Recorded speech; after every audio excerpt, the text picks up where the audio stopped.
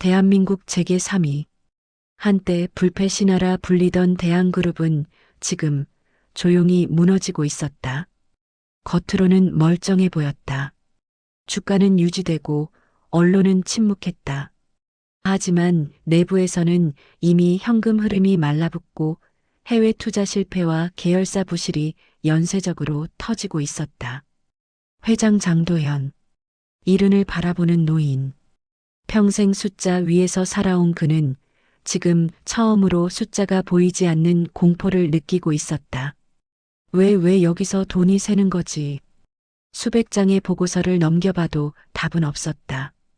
임원들은 서로 책임을 밀었고 컨설팅 회사는 똑같은 말만 반복했다.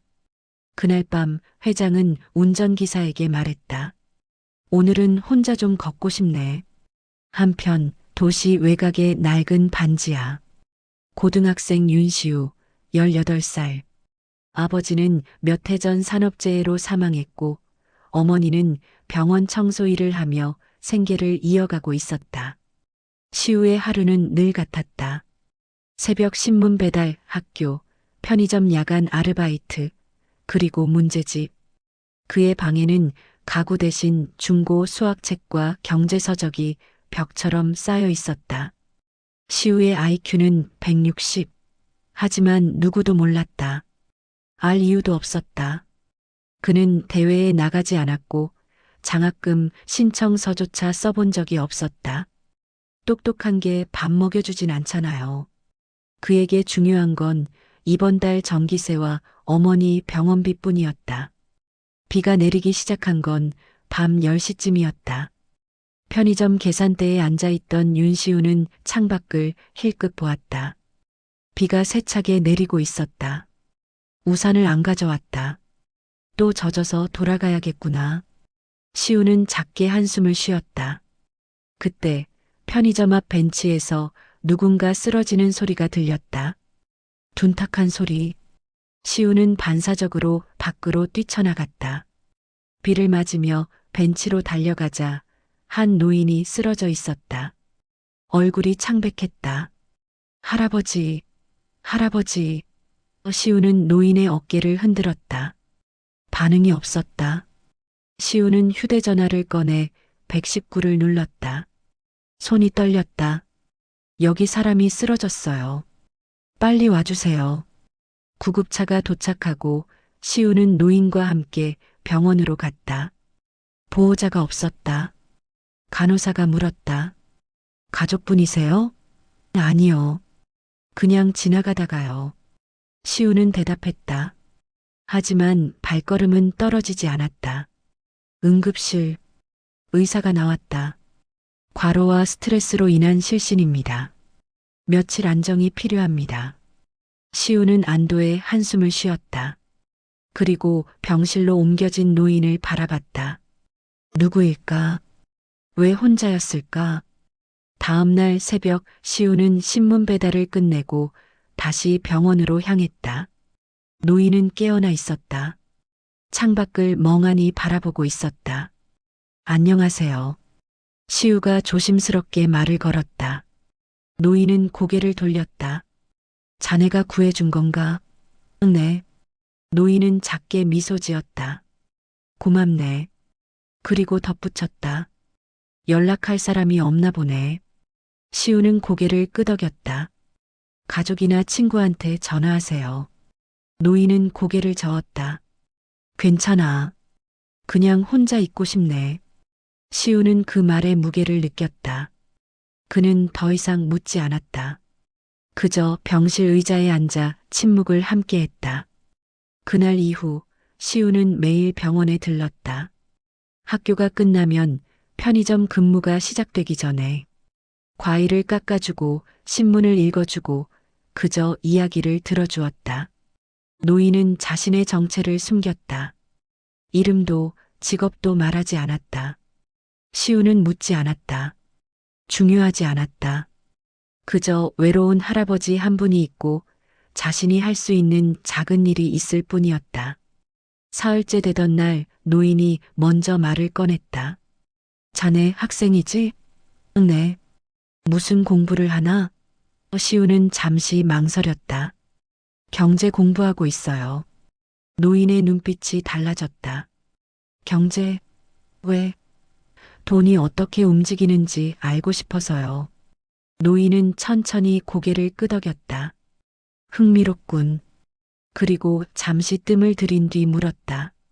만약 말이야, 평생 잘 돌아가던 회사가 갑자기 망해간다면 어디부터 의심해야 할까? 시우는 고개를 들었다. 이상한 질문이었다. 하지만 진지했다. 시우는 잠시 생각하다 침대 옆 테이블에 놓인 종이를 집어들었다. 그리고 펜으로 간단한 선을 그렸다. 보통은 손익이 아니라 시간 차이를 봐야 해요. 시우가 말했다. 돈이 언제 들어와야 하는지, 어디서 지연되고 있는지, 그 지연이 누군가에게 이익이 되는 구조인지. 노인은 숨을 삼켰다. 어떻게 그걸 아나? 책에서 읽었어요. 그리고 편의점에서 일하면서 봤어요. 물건이 늦게 오면 점주님이 손해를 보거든요. 누군가는 그 지연으로 이득을 보고요.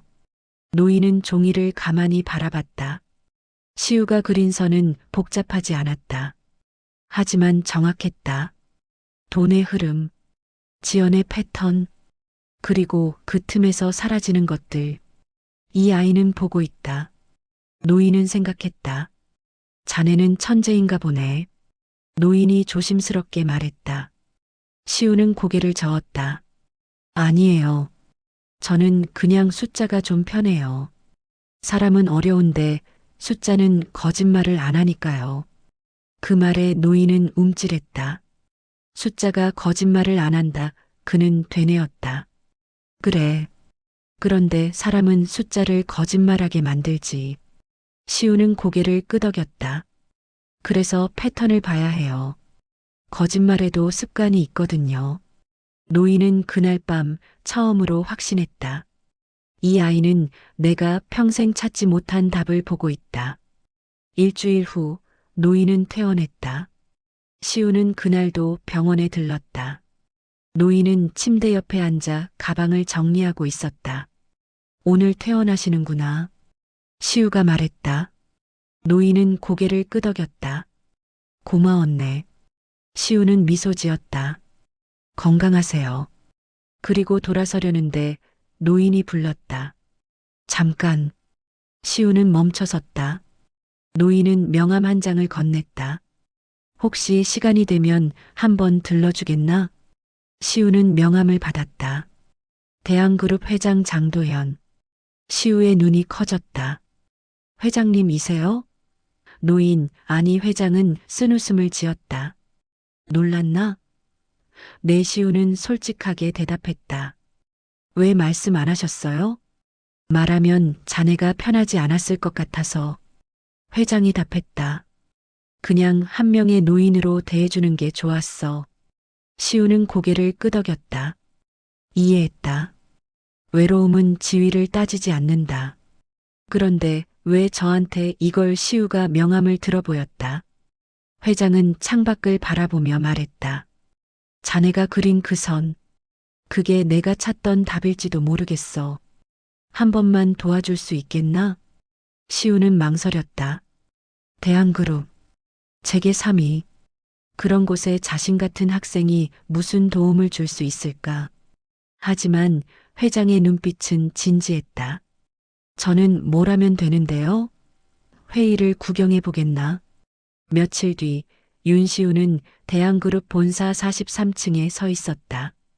유리벽으로 된 복도, 검은 정장 입은 사람들, 조용히 오가는 인사. 모든 게 낯설었다. 시우는 낡은 교복 차림이었다. 사람들은 그를 힐끗힐끗 쳐다봤다. 비서가 안내했다. 회의실입니다. 문이 열렸다.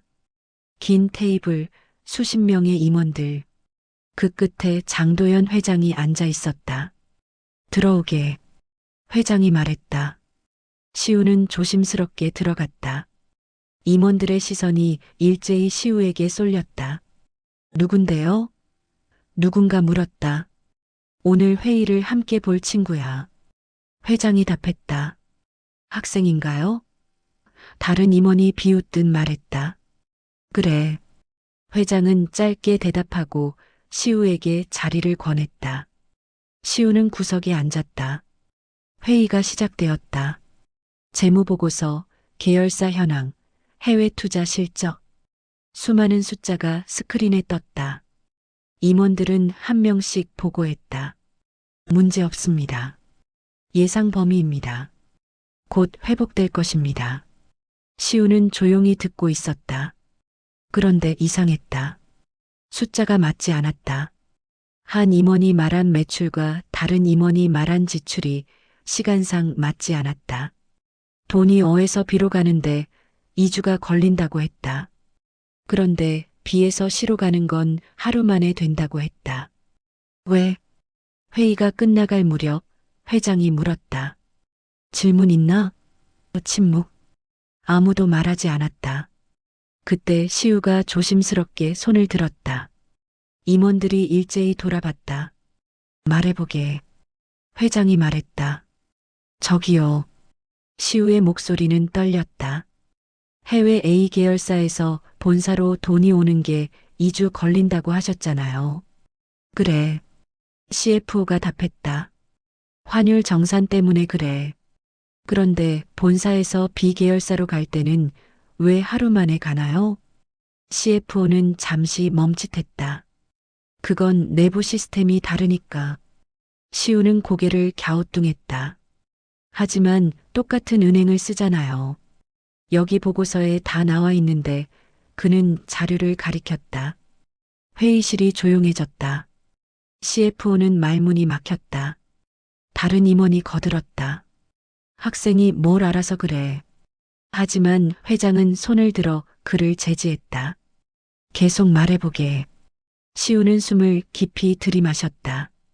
그리고 스크린을 가리켰다. 여기 어에서 본사로 오는 돈.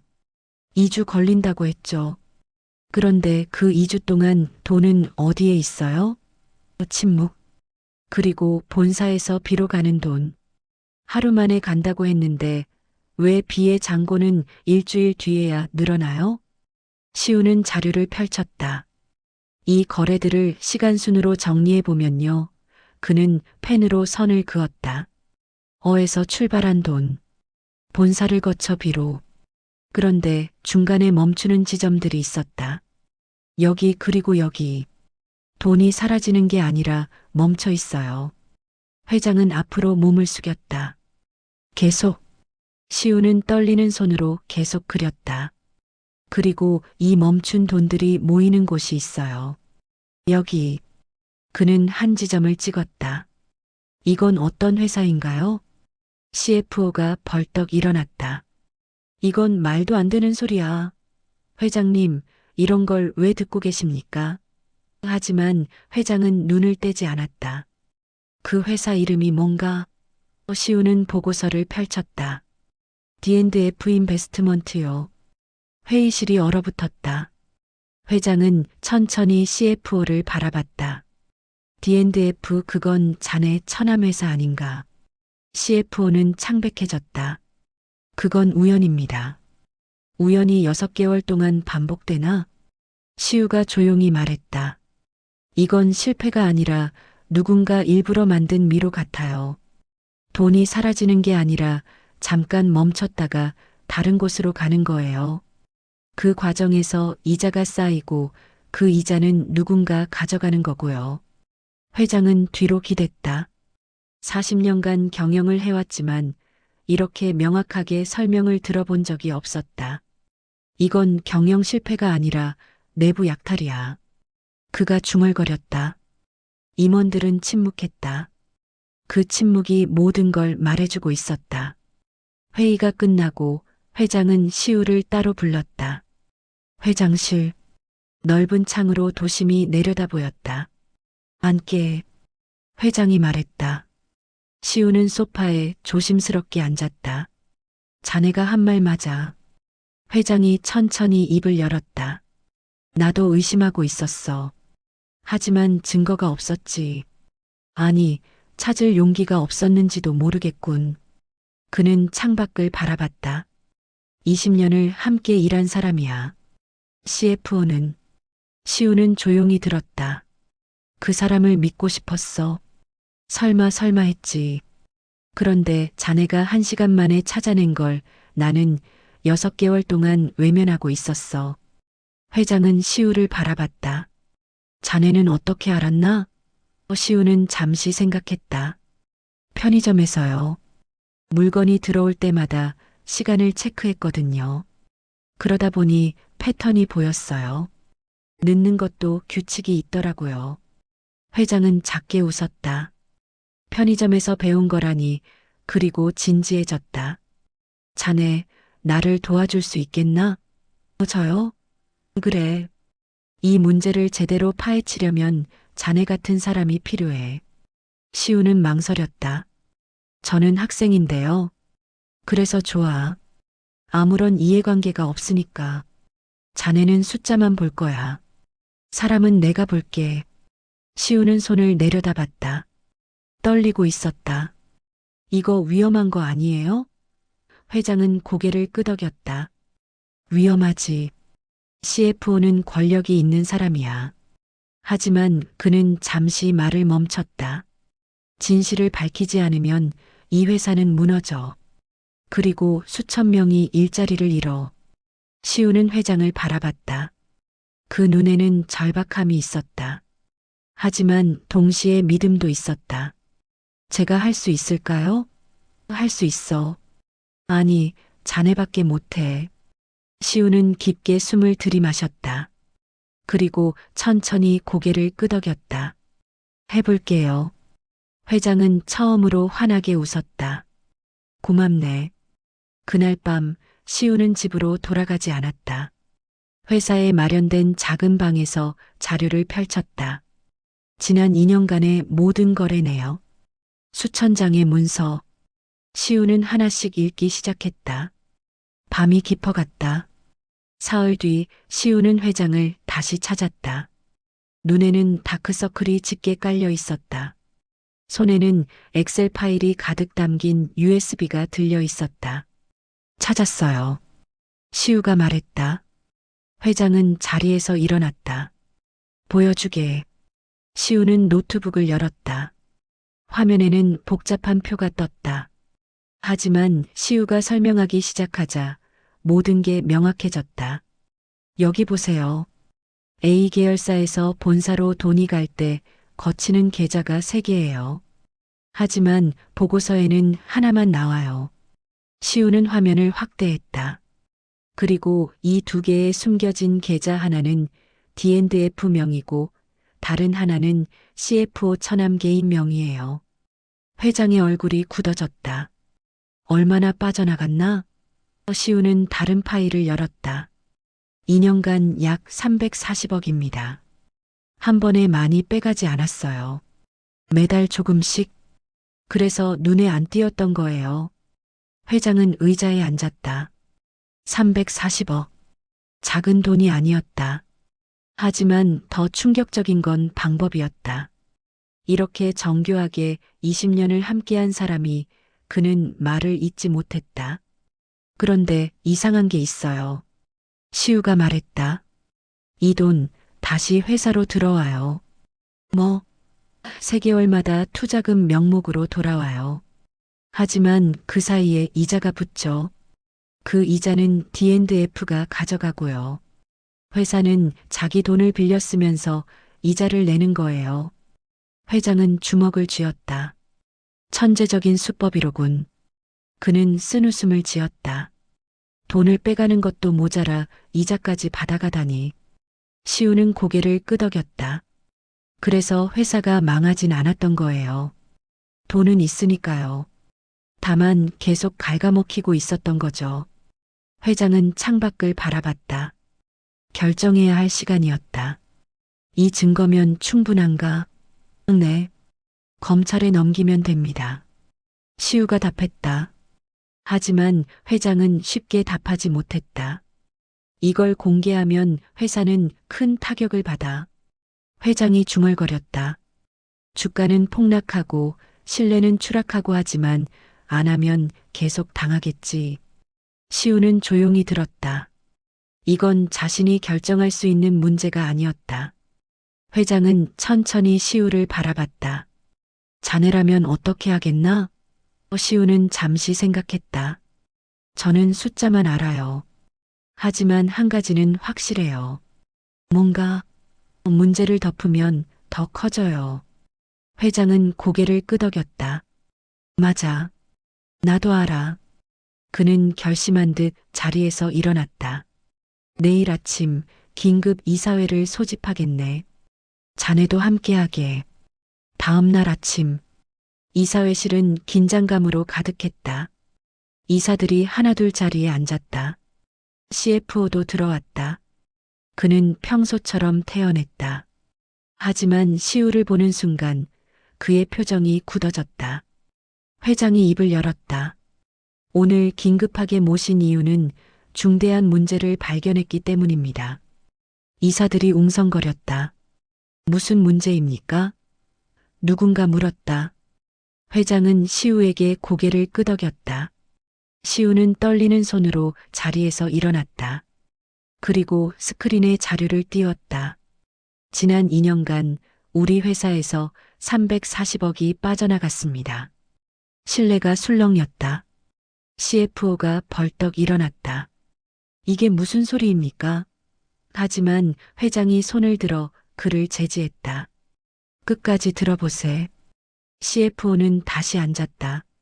하지만 그의 얼굴은 창백했다. 시우는 계속 설명했다. 해외 계열사 거래, 숨겨진 계좌들, D&F 인베스트먼트, 모든 자금의 흐름을 하나하나 보여줬다. 이사들의 표정이 점점 굳어갔다. 그리고 마지막으로 CFO 처남의 개인 계좌를 보여줬다. 이건 조작이야. CFO가 소리쳤다. 회장님, 이런 걸 믿으시는 겁니까? 회장은 차갑게 대답했다. 은행 거래 내역이야. 조작할 수 없지. CFO는 말문이 막혔다. 한 이사가 물었다. 그렇다면 이건 횡령입니까? 회장은 고개를 끄덕였다. 그렇습니다. 그것도 매우 정교한. 다른 이사가 덧붙였다. 법적 조치를 취해야 합니다. CFO는 자리에서 일어났다. 나는 회사를 위해서. 그는 말을 더듬었다. 회장은 냉정하게 말했다. 회사를 위해서? 자네 주머니를 채우면서? CFO는 아무 말도 하지 못했다. 회장은 천천히 말을 이었다. 자네에겐 두 가지 선택이 있네. 조용히 떠나든지 아니면 법정에서 싸우든지. CFO는 한참을 망설이다 고개를 숙였다. 조용히 가겠습니다. 회의가 끝나고 시우는 복도에 서 있었다. 다리가 후들거렸다. 방금 한 일이 실감나지 않았다. 그때 회장이 다가왔다. 고생했네.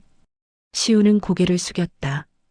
저는 그냥 숫자를 본 것뿐이에요.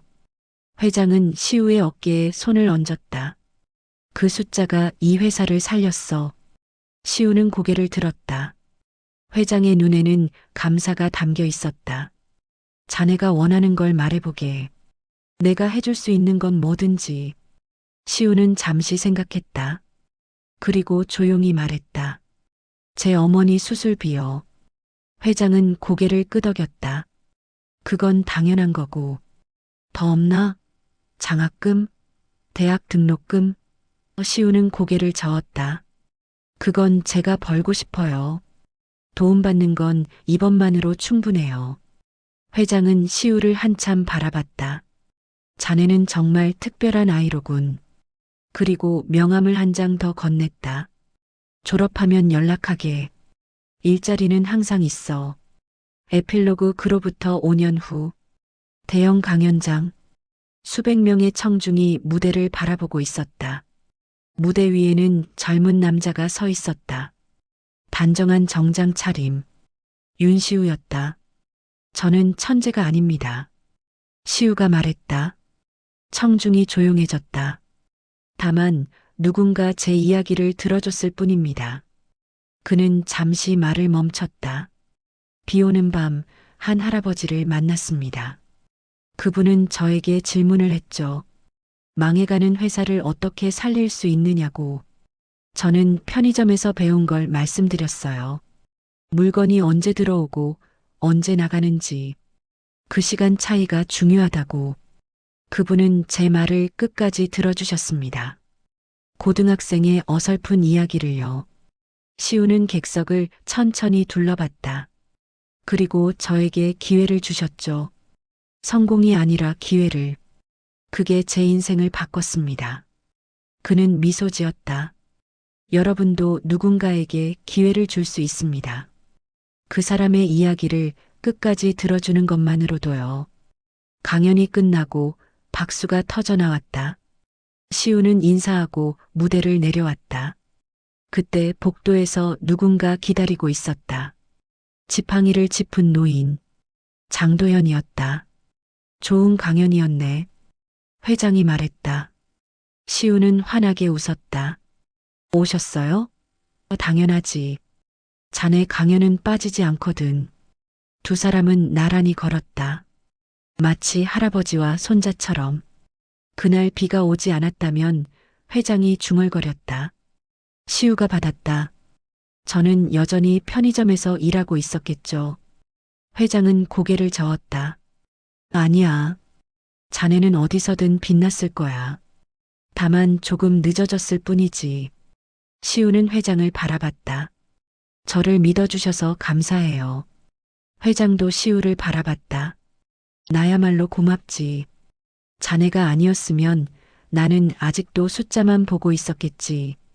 사람은 보지 못한 채 두 사람은 건물 밖으로 나왔다. 하늘이 맑았다. 시우는 하늘을 올려다봤다. 회장님, 응? 그날 왜 저를 믿어주신 거예요? 회장은 잠시 생각했다. 자네 눈빛이요. 눈빛이요? 그래. 숫자를 볼 때 자네 눈은 거짓말을 하지 않더군. 진심으로 이해하려는 눈빛이었어. 그게 나한테는 어떤 학벌보다 중요했지. 시우는 고개를 끄덕였다. 두 사람은 각자의 차로 향했다. 헤어지기 전 회장이 마지막으로 말했다. 다음 주 화요일 저녁 비었나? 네. 어머니도 모시고 오게. 밥이나 같이 먹자고. 시우는 환하게 웃었다. 좋아요. 회장도 웃었다. 그리고 차에 올랐다. 차가 떠나는 걸 바라보며 시우는 생각했다.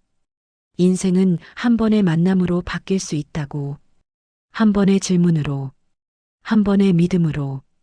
그리고 지금 자신도 누군가에게 그런 사람이 되고 싶다고.